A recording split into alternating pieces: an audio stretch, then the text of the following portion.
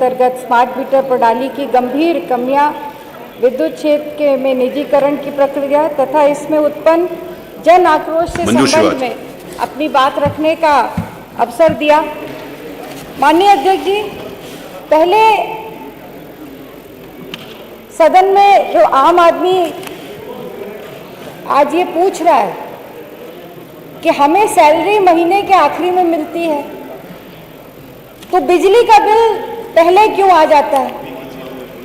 घर का एक बजट होता है माननीय अध्यक्ष जी, बजट में पूरे महीने का एक मध्यम वर्ग का या एक गरीब आदमी जो मजदूरी करता है वो पूरे महीने का बजट अपना लिखता है, लगाता है, और अंत में जब वो बजट में पूरा नहीं कर पाता, बिजली का समय पहले आता था तो उसकी एक डेट होती थी, किसी तरह से वो गरीब आदमी या मध्यम वर्ग का आदमी पैसा इकट्ठा करके वो बिल जमा कर देता था। पर अब इस सरकार में पहले रिचार्ज करो तब उसके बाद आपको बिजली मिलेगी। मैं सरकार से ये जानना चाहती हूँ माननीय अध्यक्ष जी कि क्या गरीब आदमी, दिहाड़ी मजदूर के लिए प्रीपेड व्यवस्था व्यवहारिक है? जो दिहाड़ी मजदूर है उसे पता भी नहीं कि कल उसको काम मिलेगा कि नहीं मिलेगा, पर उसको अपनी व्यवस्था बिजली के बिल की पहले से कर देना उसके मजबूरी बन गई। पहले 4G आज लगाए जा रहे 4G प्रीपेड मीटर, 2018 में 2G मीटर क्यों लगाए गए जब आपको कुछ ही सालों बाद इस प्रक्रिया को बदलना था? मैं कुछ आंकड़े भी बताना चाहूंगी। 2018 में 12.04 लाख 2G स्मार्ट मीटर लगाए गए, जिसमें लगभग 11.32 लाख मीटर सक्रिय रहे, जिस पर 7 वर्ष में कुल 959 करोड़ रुपए खर्च हुए। अब वही स्मार्ट मीटर बदलकर नए smart meter, prepaid smart meter लगाए जा रहे हैं और फिर से लगभग 681 करोड़ का खर्च होगा। ये भुगतान कौन करेगा? ये अप्रत्यक्ष रूप से जनता पर जो बोझ डाला जा रहा है, इसकी जिम्मेदारी किसकी है? पहले ये कहा गया था कि बदले जा रहे मीटर, प्रीपेड मीटर का दाम बिजली उपभोक्ताओं पर नहीं पड़ेगा, इसका जियो भी जारी हुआ। पर अब केंद्र सरकार का नया पत्र, नया जियो जारी हुआ और उसमें उन्होंने कहा है कि दाम की वसूली उपभोक्ताओं से की जाएगी, इसके लिए बिजली दरों में इजाफा किया जाएगा। क्या ये उपभोक्ताओं के साथ बहुत बड़ा धोखा नहीं? तीसरी बात, उत्तर प्रदेश में अब तक 54 लाख से अधिक स्मार्ट प्रीपेड मीटर लगाए जा चुके हैं। 17 लाख से अधिक उपभोक्ताओं के फोन नंबर आज भी सत्यापित नहीं। और इसका परिणाम क्या है? इसका परिणाम ये है कि ना उनके, जब सत्यापित नंबर नहीं है तो उनके फोन पर ना मैसेज जाता है, ना बिल का बैलेंस जाता है, और बिना जानकारी, क्योंकि ये मीटर जो है वो पहले से निर्धारित है, उतने पर वो बिजली कट जाती है और उपभोक्ता चारों तरफ घूम रहा है, उसके सुनने वाला कोई नहीं, कोई सूचना नहीं मिलती उसको। चौथा विषय, इलेक्ट्रिसिटी एक्ट 2003 की धारा 55 के अनुसार उपभोक्ता की सहमति के बिना किसी घर में स्मार्ट मीटर नहीं लगाया जा सकता। ये एक्ट है। इसके साथ ही मैं सदन का ध्यान दूसरे अधिनियम की तरफ भी ले जाना चाहूंगी। विद्युत अधिनियम 2003 की धारा 47(5) की ओर भी आकृष्ट करना चाहती हूँ। इस धारा के अनुसार उपभोक्ता का यह अधिकार है कि वो प्रीपेड मीटर लगाए या पोस्टपेड मीटर लगाए। ये विकल्प उपभोक्ता स्वयं चुनेगा, पर ऐसा नहीं हो रहा है। और ये मैं नहीं कह रही, लोकसभा में एक सवाल के जवाब में केंद्रीय ऊर्जा मंत्री मनोहर लाल खट्टर जी ने इस बात को स्वीकारा था। और उन्होंने एक बात और कही थी कि पहले सरकारी भवनों में और बड़े उपभोक्ताओं के यहाँ प्रीपेड मीटर लगाए जाएंगे। दोनों बातों के ऊपर सरकार ने कोई ध्यान नहीं दिया। आज जबरन पहले हमारे जो सामान्य उपभोक्ता हैं उनके घरों में मीटर लगाए जा रहे हैं, और मीटर लगाने के साथ साथ प्रीपेड मीटर लगाने की जबरदस्ती और वसूली की जा रही है। मैं पूछना चाहती हूँ कि कितने घरों में से लिखित सहमति सरकार ने प्राप्त की प्रीपेड मीटर लगाने की, कितने लोगों को विकल्प किया? सरकार के पास इसका कोई जवाब नहीं है। पांचवा जो विषय है, पावर कॉर्पोरेशन ने नियामक आयोग को पत्र लिख करके ये स्वीकार किया कि आरडीएसएस जो स्कीम है, रिवैम्प डिस्ट्रीब्यूशन सेक्टर स्कीम के तहत आए मीटर पुराने को बदलने के लिए है। ये उन्होंने स्वीकारा था कि इसको बदलने के लिए है, इन्हें नए कनेक्शन के लिए इस्तेमाल नहीं किया जाएगा। ये पत्र लिख करके उन्होंने सूचित किया, बावजूद इसके नए कनेक्शन के स्मार्ट मीटर के साथ ही दिए जा रहे हैं। ये जबरदस्ती की जा रही है उपभोक्ताओं के साथ। एक आंकड़ा मैं और रखना चाहती हूँ, 1,81,782 नए उपभोक्ताओं को स्मार्ट प्रीपेड मीटर वाले कनेक्शन दिए गए। और उससे गंभीर बात यह है कि लगभग 100 करोड़ रुपए पर मीटर जो दाम के रूप में जो पर मीटर का दाम आया है, उससे उपभोक्ता से वसूल लिया गया। और इसके साथ साथ जो सबसे गंभीर बात है कि इन दरों को अभी तक आयोग ने स्वीकृति नहीं प्रदान करी। बिना स्वीकृति प्रदानी किस आधार पर सरकार, किस आधार पर पावर कॉर्पोरेशन या सरकार उनसे ये उपभोक्ताओं से वसूली कर रही है? मैं एक चीज कहना चाहती हूँ, मेरे तो समझ में ये नहीं आ रहा कि जिस तरह से स्मार्ट प्रीपेड मीटर को सरकार उपभोक्ताओं पर लाद रही है, उनसे वसूली कर रही है, मजबूर कर रही है कि नए कनेक्शन प्रीपेड मीटर के साथ ले गए, जबकि उन्होंने कोई तैयारी नहीं करी, कनेक्शंस को फोन नंबर वेरीफाई नहीं हुए, तो क्या ये निजीकरण की जमीन तो सरकार नहीं तैयार कर रही? सरकार की मंशा तो पहले ही स्पष्ट हो चुकी है कि वो निजीकरण कराना चाहती है। पर माननीय अधिष्ठाता महोदय, स्मार्ट मीटर के नाम पर उपभोक्ता पहले से परेशान है, उसी समय सरकार का निजीकरण की तैयारी करना ये बहुत बड़ा धोखा है उत्तर प्रदेश की जनता के साथ। निजीकरण का सीधा असर किसानों पर पड़ेगा, गरीब मध्यम वर्ग पे पड़ेगा और छोटे दुकानदार और व्यवसायी पे पड़ेगा। निजी कंपनियों का जनता, जब निजीकरण होगा तो जनता का कोई नियंत्रण नहीं रहेगा, जवाबदेही कमजोर हो जाती है, पारदर्शिता भारी कमी आती है और मुनाफा प्राथमिकता होती है निजी कंपनियों की। माननीय अधिष्ठाता महोदय, ये पूरा मॉडल आम आदमी और गरीब जनता को शिकार बनाने का, निजी कंपनियों को फायदा पहुंचाने का सीधा सारा प्रस्ताव है। आज की तारीख में बिजली कोई लग्जरी नहीं है, ये अनिवार्यता है, ये आवश्यकता है और सरकार की ये नैतिक जिम्मेदारी है कि वो जनता को सहूलियत के साथ ये उपलब्ध कराए। अगर बिजली का मुनाफे का साधन बना दिया गया तो सबसे पहला अंधेरा अगर किसी के होगा तो किसी गरीब की कुटिया में होगा। माननीय अधिष्ठाता जी, सरकार निजीकरण की नीति पर पुनर्विचार करे, ये मेरा अनुरोध है। और जिस तरह से स्मार्ट मीटर के नाम पर वसूली की जा रही है, ये पूरी तरह से गलत है। सरकार नियम और कानून जो अधिनियम बने हैं उनका भी उल्लंघन कर रही है और उनके साथ साथ जनता पर एक अतिरिक्त बोझ डाल रही है। ये विषय गंभीर है, निजीकरण और smart meter, prepaid smart meter का। मैं आपसे अनुरोध करूंगी कि ये इस पर सदन में इस पर चर्चा करें। धन्यवाद। माननीय इंजीनियर सचिन यादव जी।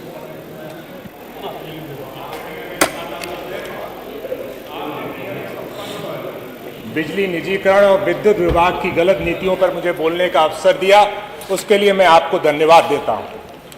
उत्तर प्रदेश का विद्युत विभाग जिसका काम गरीबों को बिजली देना था, जिसका काम किसानों को बिजली देना था, जिसका काम दलित और पिछड़ों को नौकरी देना था, जो विभाग 180 लाख करोड़ की किताबी वैल्यूएशन, बुक वैल्यूएशन का विभाग है, जिसकी मार्केट वैल्यू 10 लाख करोड़ से ज्यादा है, जिसकी बाजार में उधारी 60,000 करोड़ है, जिसकी सरकारी विभागों में उधारी 15,500 करोड़ है, जो 1,07,000 लोगों को गांव में बिजली देने का काम करता है, जो 1,21,000 मजरों में गरीबों को रोशनी देने का काम करता है, वो विभाग जो 3 करोड़ घरों में बिजली देता है, जहां पर माएं खाना बनाती हैं और बच्चे पढ़ाई करते हैं,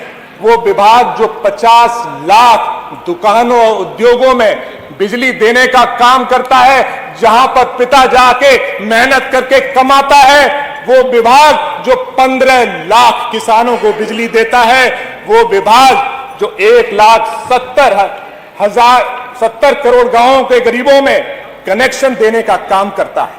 ये ऐसा विभाग जिसमें दलित, बैकवर्ड, पीडीए का समाज इंजीनियरिंग करके, पढ़ाई करके नौकरी करने का सपना देखता है। ये ऐसा विभाग है जिसके इंजीनियरों का नाम प्रदेश, देश और विश्व में अनुभव के लिए जाना जाता है। ये सबसे बड़ा इलेक्ट्रिसिटी डिस्ट्रीब्यूशन का विभाग है पूरे देश में। ऐसे विभाग की क्या मजबूरी हो गई सरकार की कि ऐसे विभाग को बेचने का या निजीकरण करने का डिसीजन लिया। ये विभाग मंत्री जी कई बार कहे कि रेवेन्यू कम हो रहा है, 70,000 करोड़ का रेवेन्यू है, तो ये कारण तो नहीं हो सकता। कभी कभार मंत्री जी कहेंगे कि घाटे में जा रहा है, लेकिन 6,700 करोड़ का मुनाफा है सब्सिडी के बाद, और इस विभाग की उधारी 15,500 करोड़ सरकारी विभागों में है, तो घाटा भी नहीं हो रहा। कभी कहेंगे मंत्री जी की कैश फ्लो की दिक्कत हो सकती है, 60,000 करोड़ की तो उधारी मार्केट में है कंज्यूमर्स के ऊपर, तो कैश फ्लो की भी दिक्कत नहीं हो सकती। ये मंत्री जी कहेंगे कि वैल्यूएशन कम हो सकती है विभाग की, 1,80,000 करोड़ की वैल्यूएशन है और मार्केट की तो 10 लाख करोड़ की वैल्यूएशन है। इतना बड़ा विभाग क्या जरूरत है? लोग कहेंगे इंजीनियर अच्छे नहीं है, इंजीनियर बहुत अच्छे, क्यों उनको नौकरी से निकालने का सपना देख रही है सरकार? और वही आईएएस जो 2.5 लाख रुपए की सैलरी ले रहे हैं, टीए ले रहे हैं, डीए ले रहे हैं, हाउस रेंट ले रहे हैं, वो परमानेंट नौकरी में ये डिसीजन ले रहे हैं और इंजीनियर को निजीकरण की तरफ धकेलने का, नौकरी से निकालने के धकेलने का काम कर रहे हैं। सरकार कहेगी कि ये निजीकरण के प्रस्ताव देश में और जगह सफल हुए हैं। आदरणीय अधिष्ठाता महोदय, मैं आपके माध्यम से सदन के संज्ञान में लाना चाहता हूं कि उड़ीसा में जब ये 99 में निजीकरण का प्रस्ताव आया, तो वहां पर यूएस की कंपनी एईएस को मिला और वहां पर फेल हुआ, और जब वहां पर सुपर साइक्लोन डिजास्टर आया तो वो कंपनी भाग गई। ऐसे ही निजीकरण अगर हमारे प्रदेश में होगा तो विपदा जब आएगी तो ये प्राइवेट कंपनियां हमारे प्रदेश को छोड़ के भाग जाएंगी। यही काम जब महाराष्ट्र में हुआ, भिवंडी में हुआ, औरंगाबाद में हुआ, जलगांव में हुआ, नागपुर में हुआ, सभी जगह फेल हुआ और निरस्त हुआ। एमपी में जब सागर में हुआ, उज्जैन में हुआ और ग्वालियर में हुआ, सभी जगह फेल हुआ और निरस्त हुआ। बिहार में जब हुआ, भागलपुर में हुआ, मुजफ्फरनगर में हुआ, वहां पर भी फेल हुआ और कॉन्ट्रैक्ट को टर्मिनेट किया गया। हमारे उत्तर प्रदेश में नोएडा में, आपके पास का नोएडा है, वहां पे नोएडा पावर कंपनी को निजीकरण के लिए दिया गया। आप जानती हैं अधिष्ठाता महोदय, वहां पे शिकायतें आती है, गरीबों के मोहल्लों में बिजली काटने का काम करती है वो कंपनी, और बड़े बड़े उद्योगपतियों को बड़े रेटों पे बिजली देने का काम करती है। तो गरीबों को बिजली कैसे मिलेगी अगर निजीकरण हो जाएगा? किसानों की कौन सुनेगा अगर निजीकरण हो जाएगा? दलित और पिछड़ों को नौकरी कहां मिलेगी अगर निजीकरण हो जाएगा? आगरा टोरेंट में भी निजीकरण हुआ, हर साल 250 करोड़ का घाटा हमारी प्रदेश सरकार खाट रही है। 5.5 रुपए में बिजली खरीदती है और 4 रुपए 36 पैसे में टोरेंट को देती है। इतने सालों में 2,500 करोड़ का टोरेंट की कंपनी ने प्रदेश की सरकार को घाटा दिया है। क्या है निजीकरण का फायदा? 2200 करोड़ की उधारी थी आगरा की, 2200 करोड़ की उधारी को भी टोरेंट ने खाने का काम किया, जबकि उसको प्रदेश को वापस करने का काम करना चाहिए। तो क्या फायदा है इस निजीकरण का? हमारी जो सरकार पब्लिक वेलफेयर के लिए आई थी, समाज सेवा के लिए आई थी, वो मुनाफेखोरी की तरफ जा रही है। हमारी सरकार जो नौकरी देने का वादा करने के लिए आई थी, वो नौकरी खत्म करने का काम कर रही है। हमारी सरकार जो बिजली सस्ती करने का वादा करके आई थी, वो बिजली महंगी करने का काम कर रही है। हमारी सरकार जो आरक्षण देने का वादा करके आई थी, वो आरक्षण खत्म करने का काम कर रही है। हमारी सरकार जो गांव के और गरीबों के लिए ये सुनिश्चित करने के लिए आई थी कि उनको पर्याप्त बिजली मिलेगी और सही रेटों पर मिलेगी, निजीकरण में भेजकर उन गरीबों और किसानों के साथ बेईमानी करने का काम कर रही है।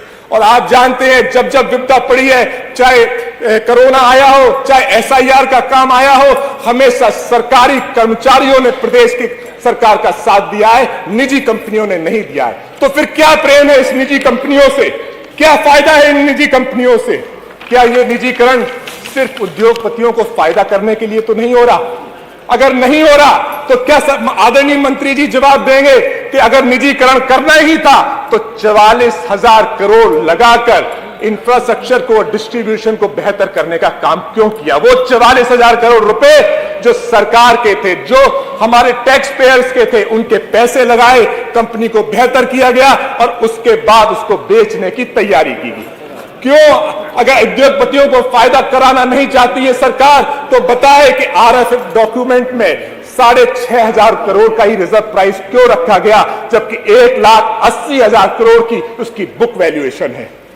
बताए सरकार कि बिजली के दर बढ़ाने का भी उसमें प्रस्ताव रखा गया कि जरूरत पड़ेगी तो निजी कंपनियां जिनके पास टेंडर जाएगा वो 45% तक बिजली की दर बढ़ा सकती है। जैसे कि महाराष्ट्र में 15.5 रुपए बिजली की दर है। 15.5 रुपए में आदरणीय अधिष्ठाता महोदय, कौन गरीब बिजली खरीद पाएगा? कौन किसान बिजली खरीद पाएगा? कौन बेरोजगार बिजली से अपने यहां लट्टू जला पाएगा? कोई नहीं जला पाएगा। ये सिर्फ उद्योगपतियों को फायदा करने का काम किया जा रहा है। और ट्रांजैक्शन टेंडर जिस कंपनी को दिया गया है, MS ग्रांट थॉर्टन, इसको ये US की कंपनी है जो US में बैन है और वहां पे $40,000 का उस पर जुर्माना है, ये उसने माना है। और यही कंपनी अडानी ग्रुप की कंसल्टेंट भी है। तो क्या वजह है, क्या दबाव है सरकार पे कि जिस सरकारी विभाग को, सरकारी बड़े विभाग को निजीकरण की ओर धकेला जा रहा है? और अगर उद्योगपतियों को फायदा कराने का काम नहीं है तो क्यों 21,000 मेगावाट की बिजली खरीद के अगले 25 साल के कॉन्ट्रैक्ट है?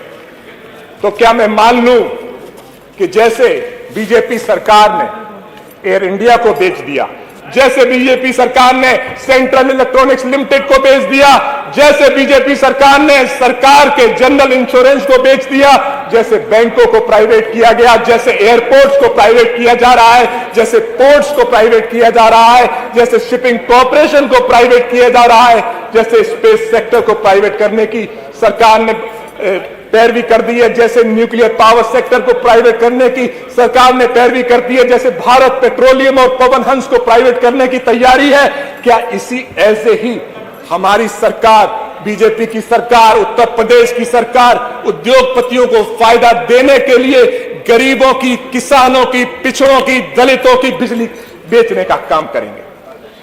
और आदरणीय अधिष्ठाता महोदय, मैंने आपके अपने इस वक्तव्य से साबित किया कि बिजली विभाग एक मजबूत विभाग है, EPPCL बड़ी वैल्यूएशन का विभाग है जहां पे अनुभवी इंजीनियर है। मैंने साबित किया कि निजीकरण आम आदमी के लिए फायदेमंद नहीं है, कि गरीब के लिए, किसान के लिए, उद्योगपतियों, प्रदेश के छोटे उद्योगपतियों के लिए फायदेमंद नहीं है। मैंने साबित किया कि इसकी जो टेंडर प्रक्रिया है वो भी ट्रांसपेरेंट नहीं है। तो फिर क्या वजह है, क्या वजह है कि निजीकरण की तरफ हमारे विभाग को धकेला जा रहा है? जिस विभाग को पुरानी सरकारों ने, चाहे बीजेपी की रही हो, चाहे सपा की रही हो, चाहे बसपा की रही हो, सब ने मिलजुल के, पुराने मंत्रियों ने, पुराने अधिकारियों ने मिलजुल के इस विभाग को खड़ा किया था। क्या वजह है? तो यही, इसीलिए मैं अपनी 2 लाइन बोलकर अपनी बात खत्म करूंगा और आपके माध्यम से मैं अनुरोध करूंगा कि इस गहन विषय पर विस्तार से चर्चा हो और इसकी सारी चीजें बाहर निकल के आए। सब कुछ चल रहा है नियम से, दवाई, दफ्तर, फाइल, मुनाफा और बिल्डोजर। बस एक ही चीज जिसकी सरकार को परवाह नहीं, वो है आम आदमी। आदरणीय अधिष्ठाता महोदय, उत्तर प्रदेश का आम आदमी। बहुत बहुत धन्यवाद। माननीय कमाल अख्तर जी।